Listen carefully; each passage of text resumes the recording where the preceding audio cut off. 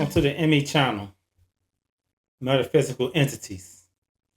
I'm your host, Greg Smith. Thank you for being here today as we delve through the fundamental principles of life and personal experiences. Our mantra is life is a mystery to unravel, but never a problem to solve. As we realize there's always a resolution because problems are always invented. Today we're going to talk about peace. Peace is the subject today that we talk about, right? This is the crazy thing, right? As I delve into this and life takes its course when it comes to dealing with each individual and each aspect of their life, right? Because nature has its way of showing us peace in its undisputed natural flow for us, for self of us, and how we see it, how we agree with it, how we adapt to it, and what we see in our day-to-day travels as a peaceful accordance or acceptance to something that we adapt to, right? But on the other hand, it has a vision of what we want peace to be and what we adapt it to be, and then formulate its own transparency through us, our mind, and what peace really means to us, right? Because I'm quite sure any viewer who's seeing this, and it through some part of your life, through some time, you have talked to somebody and you have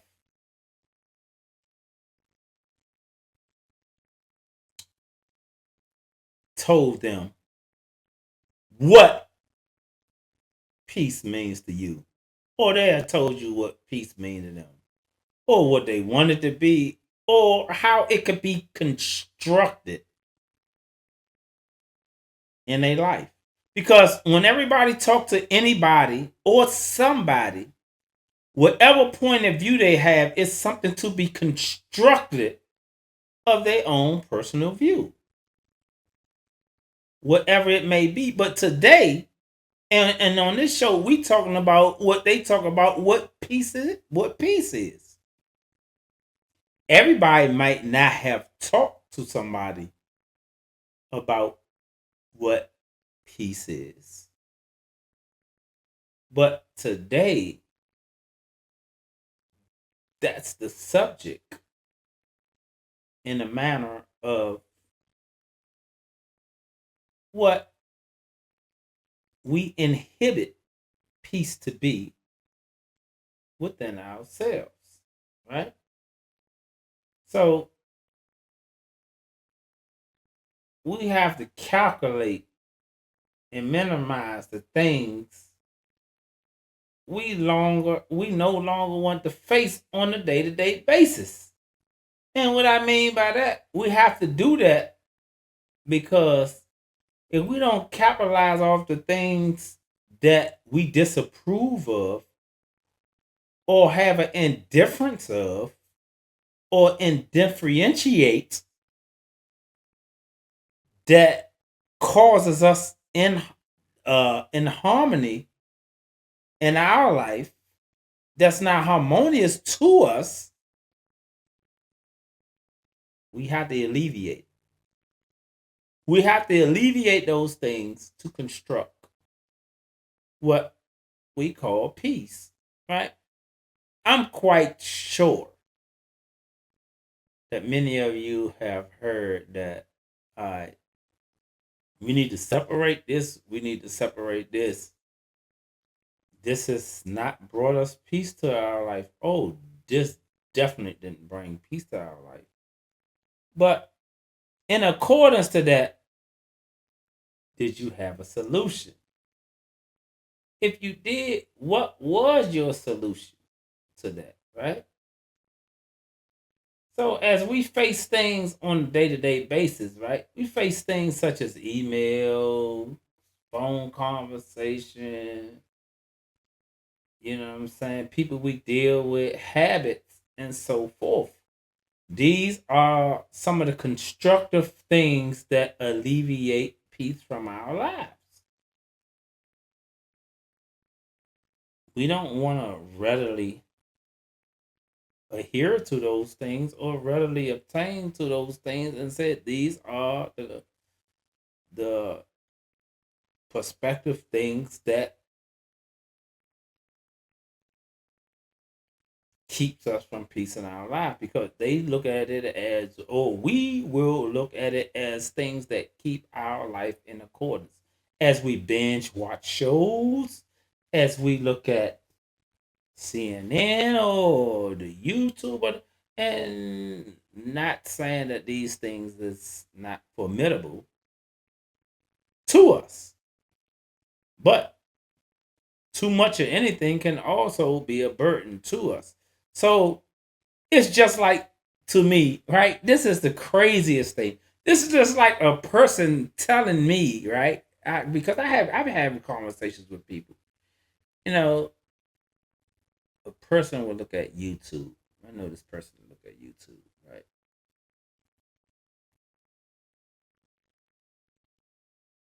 One can look at YouTube and look at how I like dogs.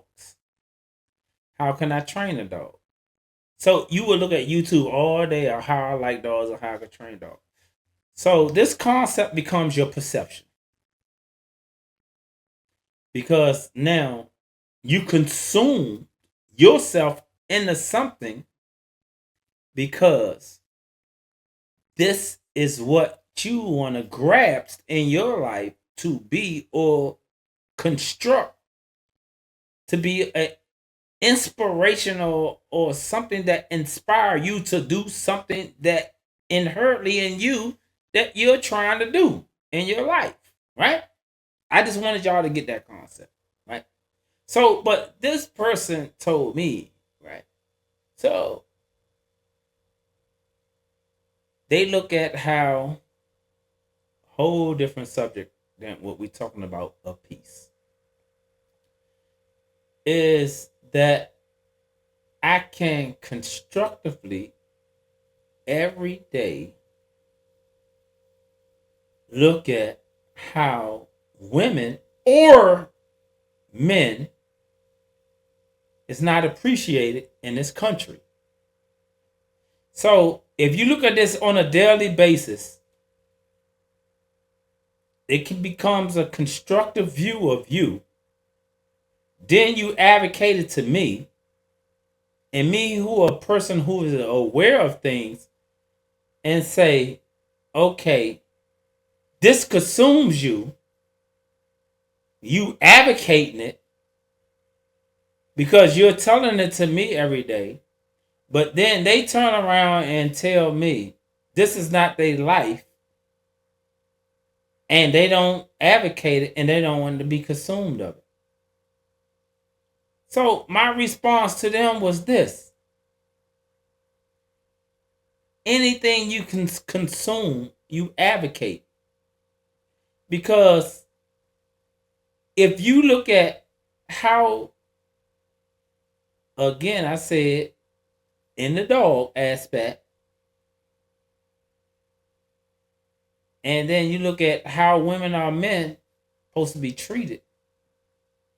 You look at YouTube every day, you consume these, then you talk to me, that means you advocating it.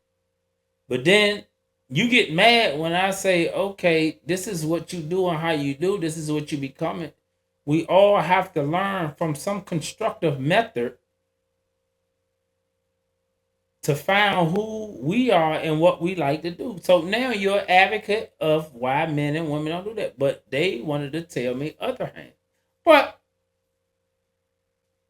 I'm going to go back onto the subject of what I'm talking about, peace. I'm just showing you how peace can be disrupted and manipulated at the same time if you don't understand who and what you are talking to.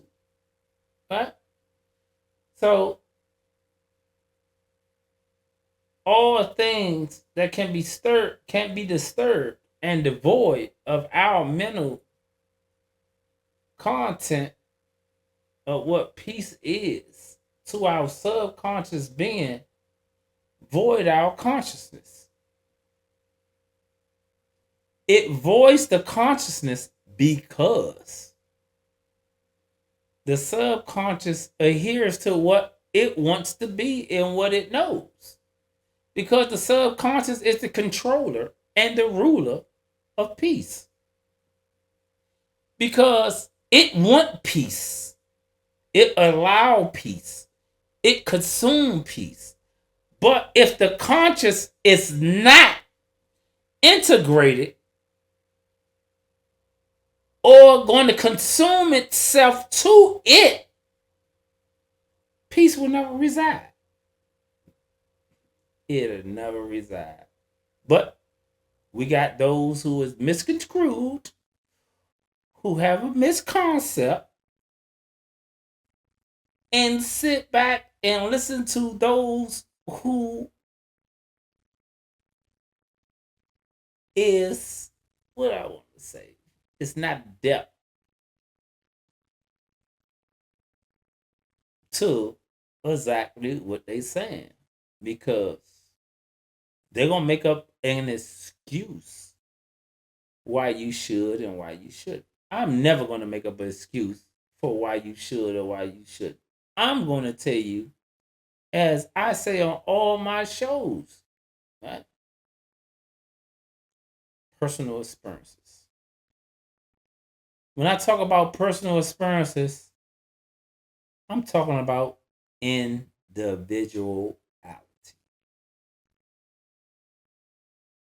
It's a concept we can't get away from, but we run from. Hmm. I preach individuality. This is what I preach. Right? Whether you want to consume it or not, whether you want to call me this or that, you know what I'm saying? I'm a preacher, a teacher, philosopher, and a lecturer. This is what I am. And you're like, how can you be all those in one? Okay, how can you just be a preacher and not lecture? How can you be a preacher and not a teacher? How can you a preacher and not have a philosophical way of how things should go? And you can revert all those things around into the same aspect. But if you can analyze and compute those things in all in one or calculate those things in one, then you're being misrepresented. Let me ask you this. How can you be good without bad? How can you be good all the time? How can you have a positive aspect of things at all time and sometimes not have a negative aspect? So the thing is what part of the fence you're gonna straddle. You know, so that's why I'm misunderstood, but I'm understood, and I love things at the same time. That's why after the construction, right, of circumstances and situations, we would say, I should have done this or I should have done that. Right? This is what we do. The conscious become conscious of its subconscious. Like I just said about the subconscious know everything that it knows. So the conscious gonna become conscious of the subconscious feelings. Again, we're talking about peace. The subconscious feelings always represents peace and harmony. It's that quiet part of you. It's that part of you that said, this is right and this is not. This is right and this is wrong. Right? So if you want to revert it and then think it says this is wrong and this is right, you could do that too. It all depends on what you believe and how you believe, what you want to believe, how you don't want to believe it, this and this and this. Right? It does all that. But the thing is, it's understanding what you hear, understanding where it comes from. And the only way to understand what you hear and where it's coming from is from the piece. It gives you that, right? We the only distortion within that, right? Because we like, man, fuck what it's saying, fuck what sorry what I'm saying, but this is the only way because this is sometimes it's the only way it can get to you or get to the people to listen to it in a vulgar way. You know, this is what it is because it's not readily heard from the masses. What I'm talking about, I talk about things that's happening in the majority, but it's coming from a man, it's coming from a rare or an exceptional person as myself to understand these basic principles. I'm going to say it again and I'm going to say it again and again and again. What I'm talking about things that happen to the majority. But it's coming from a person that understands the rare and the exceptional. Not the minority, majority. I'm exceptional and rare. What this coming from to understand and give you what peace is about. Because the enactment of peace, right, is always contractual, right? When dealing with internal peace and an aptitude towards harmony. Yes, the inner aptitude towards harmony is why is it when you sitting calm, serene, and subjective, or you listen to a song or music, oh girl, yeah, oh my man, you listen to that, you got peace and you feel such a sensation. But when him or her make you mad, it's totally different. Or something not going your way, it's totally different. Why is that? Why is it? Because the contractual internal peace and aptitude at that moment is not harmony, right? Peace is with thyself first. Got it, have it in here. Peace, right? Find out, listen to it. It ain't easy. It ain't hard. So if it ain't easy, it ain't hard. It's something we can adapt to, right? When you come within ourselves, right? Nothing other than that, because tranquility, right? Because this is what we look for, is in the heart and the soul and the mind. Because if you have tranquility within your mind, you can have it in your heart and your soul. So it can resonate throughout your whole body. But if it never resonate within your whole body or in your mind first or in your heart and then it's recognized by your mind, then there's no adaptation to it. There's no way you can adapt. So you got to find a happy medium. Is you going to quiet your mind or is you going to quiet your heart? Which one you going to do? because the body can't quiet itself without you coming to a conceptual agreement between those two. Which one you gonna do it for? Because the thing is, the process of it, one have to bear to the other one, and then once that happen, right? If your mind bear to your heart, now your mind gonna react to your heart. Now, if your heart react to your mind, then your mind reacts to your heart. And then what happens is through time, harmony gonna come because now they're gonna be contractual. They're gonna sign a contract within themselves, the heart and the mind, to make everything pure. So if the heart and mind then is pure, then the body becomes pure. Because there's no other way around it. Everybody would act like they got a shortcut to this and they're gonna do this and this and this. But the average person, we're talking about majority. The average person don't have a clue about this. They think it is. But the thing is, it's like having one foot in the grave and one foot up. I know so much about my mind, about what peace is in my mind. And they think their heart is burned. And then you got other people where my heart is burned to my peace.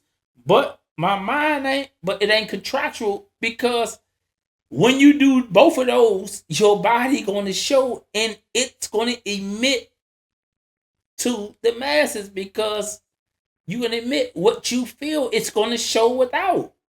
That's what it what you do without ain't gonna show within. It's only happen one way. If you have peace within your heart and then it's lined up with your mind and all that, it's gonna be within your body and everybody else gonna see it.